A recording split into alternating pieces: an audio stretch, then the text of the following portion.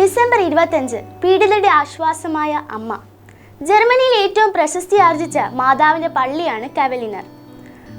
ഒരു ക്രിസ്മസ് ദിനത്തിൽ ആഫ്രിക്കൻ അറബി സങ്കര വംശജരുടെ ഇടയിൽ ഒരു കുരിശിൻ മുൻപിൽ ഹെൻറി ബൂസ്മാൻ പ്രാർത്ഥനാനിരതരായിരുന്നു. പെട്ടെന്ന് മാതാവിൻ്റെ ഒരു സ്വരം കേട്ടു: ഈ സ്ഥലത്ത് ഒരു ദേവാലയം പണി കഴിപ്പിക്കുവാൻ എനിക്ക് നിന്നെ ആവശ്യമുണ്ട്.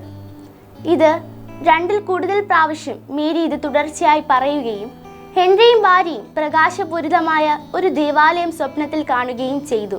ഇത് വൈദികനെ അറിയിക്കുകയും വൈദികൻ അവിടെ ഒരു പള്ളി പണിത് മാതാവിൻ്റെ ഒരു കൊച്ചു പ്രതിമ സ്ഥാപിക്കുകയും ചെയ്തു.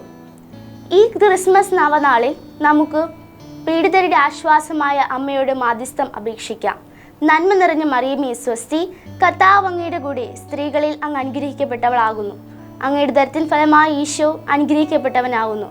പരിശുദ്ധ മറിയമേ തമ്പുരാൻ്റെ അമ്മേ, പാപികളായ ഞങ്ങൾക്ക് വേണ്ടി ഇപ്പോഴും ഞങ്ങളുടെ മരണസമയത്തും തമ്പുരാനോട് അപേക്ഷിക്കണമേ. ആമേൻ.